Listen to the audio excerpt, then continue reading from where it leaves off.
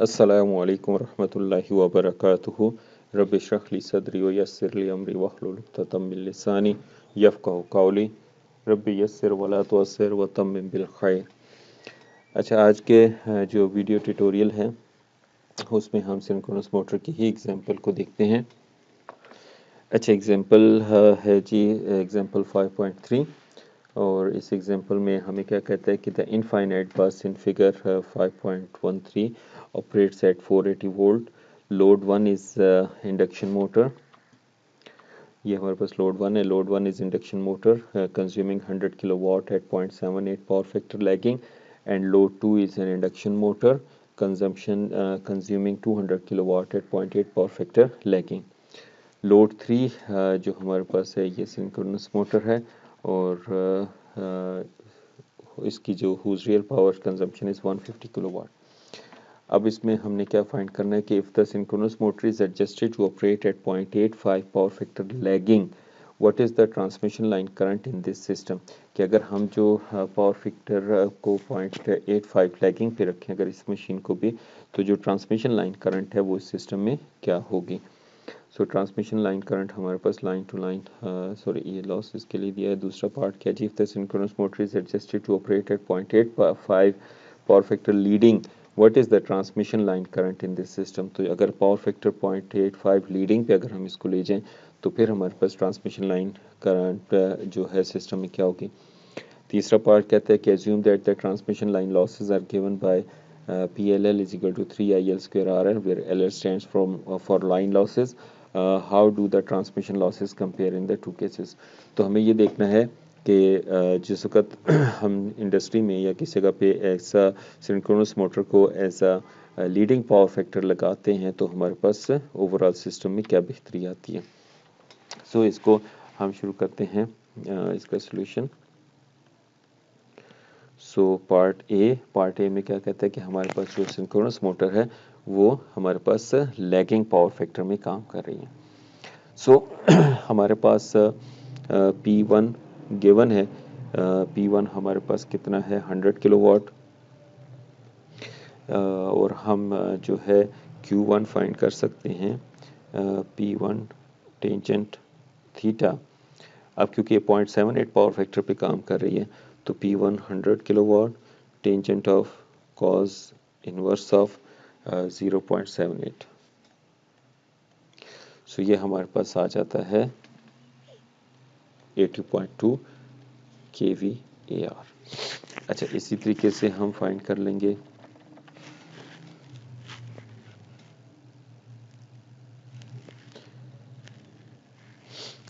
इसमें लोड 2 के लिए हम फाइंड कर लेंगे। हमारे पास P2 गिवन है। P2 कितनी है जी 200 किलोवाट और इसी तरीके से Q2 हमारे पास आ जाएगी which is P2 tangent theta. So P2 कितनी है 200 किलोवाट और tangent of cause inverse of 0.8 क्योंकि दूसरा जो इंडक्शन मोटर है वो 0.8 पावर फैक्टर पे काम कर रही है। सो ये हमारे पास कितना आ जाता है 150 kVAR। अच्छा, इसी तरीके से हम P3 हमारे पास गिवन है विच इज़ 150 किलोवाट और Q3 हम फाइंड कर लेंगे P3 टेंजेंट थीटा। सो हमारे पास P3 गिवन है 150 किलोवाट और tangent of cause inverse of हमारे पास कितने पावर फैक्टर पे काम कर रही है वो 0.85 लैगिंग के ऊपर 0.85। ठीक, सो ये हमारे पास कितना आ जाएगा Q3 93 kVAR। सो हमारे पास जो टोटल रियल पावर आ जाएगी P total will be simply some of P1 plus P2 plus P3। सो इन तीनों को सम करके हमारे पास आती है 450 किलोवाट। सिमिलरली Q टोटल हमारे पास जो आ जाती है that is Q1 plus Q2 plus Q3। सो ये हमारे पास आ जाती है 323.2 kVAR। ये जो हमने Q1, Q2, Q3 अभी हमने फाइंड किए हैं।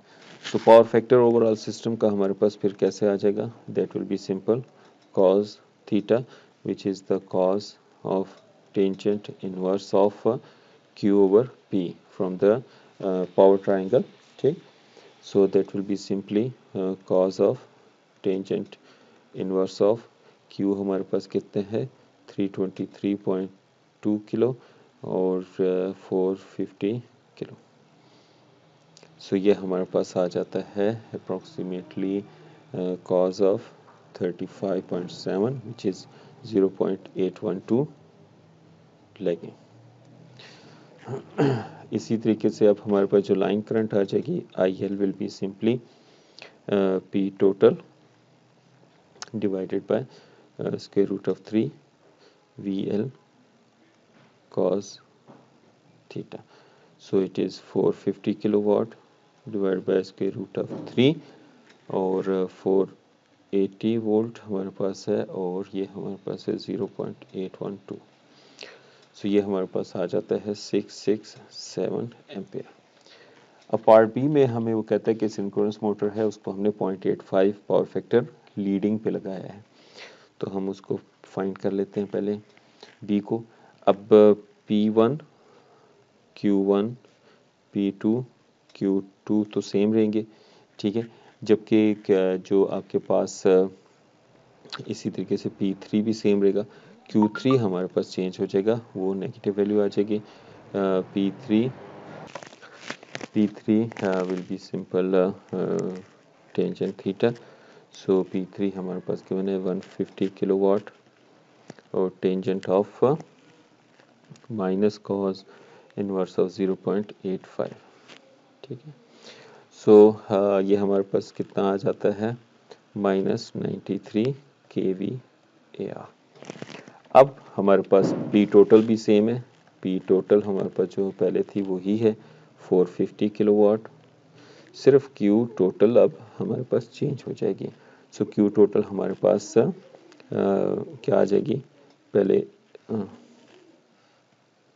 80.2 kVAR plus 150 kVAR plus minus हो जाएगा ये 93 kVAR।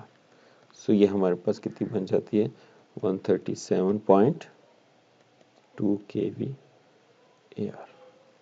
अब इसमें हम दोबारा पावर फैक्टर निकालेंगे, ठीक है। सो पावर फैक्टर हमारे पास क्या आ जाएगा cos theta which is cos of tangent inverse of Q over P from the power triangle.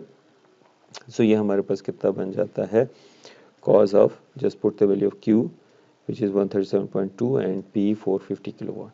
So ये हमारे पास आ जाता है cos 16.96, so that will be simply 0.957 lagging.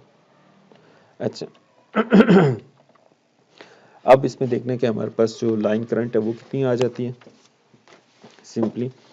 So I L हमारे पास कितना आ जाएगा P total over square root of 3 VL cos theta. So that is 450 kilowatt divided by square root of 3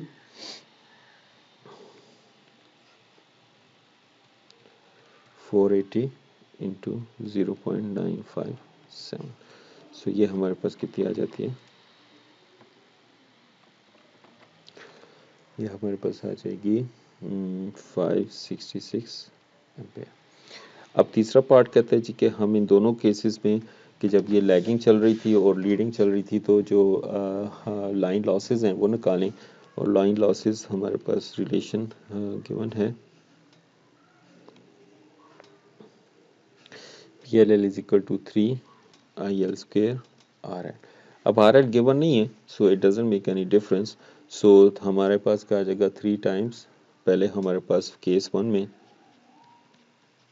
PLL हमारे पास कितने हैं ILL हमारा IL कितना था हमारे पास से 667 स्क्वेयर RL। सो ये हमारे पास आ जाता है 1344700 RL।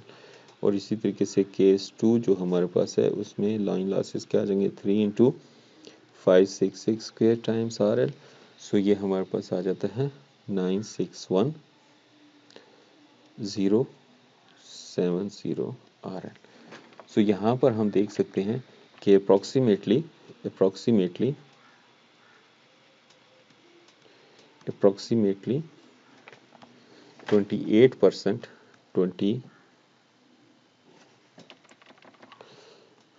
28% reduction in losses. ठीक है। सो ये हमने क्लास में भी डिस्कस किया था कि हम लॉसेस को कम करने के लिए जो है सिंक्रोनस मोटर को एज अ कंडेंसर भी चलाते हैं, जिसको हम पावर फैक्टर इम्प्रूवमेंट के लिए यूज़ किया। ठीक है। सो ये परसेंटेज नॉर्मली किस तरह आती है हमारे पास PLL, इसको 1 कर दें 2 कर दें 1 minus PLL2 divide by PLL1। सो इसमें डालेंगे तो ये अप्रॉक्सीमेटली 28.5% बनता है, एग्जैक्टली 28.5%। सो उम्मीद करता हूँ कि आपको ये चीज़ भी समझ आ गई होगी कि कैसे सिंक्रोनस मोटर जो है वो पावर फैक्टर इम्प्रूवमेंट के लिए यूज़ की जा सकती है और कितना ज़्यादा लॉसेस हमारे पास कम हो जाते हैं। इसी वजह से इंडस्ट्री में ये लगाई जाती है ताकि एक तो उनके लॉसेस कम हो जाते हैं, लॉसेस कम होने की वजह से पावर फैक्टर इम्प्रूव हो जाता है, पावर फैक्टर इम्प्रूव होने से लॉसेस भी कम होते हैं सॉरी, और लॉसेस कम होने से उनका जो बिजली का जो बिल है ऑब्वियसली वो बहुत कम हो जाते हैं। सो इस वजह से इसको लाजमी यूज़ करते हैं इंडस्ट्री में। या तो कैपेसिटर बैंक्स लगाए जाते हैं, नॉर्मली ग्रिड स्टेशंस पे कैपेसिटर बैंक्स लगाए जाते हैं, जबकि इंडस्ट्री में ज़्यादातर लोग इसको as a power factor corrector as a condenser के नाम से, अगर आप इंडस्ट्री में जाएं तो लोग एज अ कंडेंसर उसको बोलते हैं, वो लगाए जाते हैं। उम्मीद करता हूँ आपको समझ आ गई होगी। मज़ीद अगर आपको कोई चीज़ समझ नहीं आई तो बराए मेहरबानी पूछ लीजिएगा। खुश रहें। अस्सलामु अलैकुम वरहमतुल्लाह।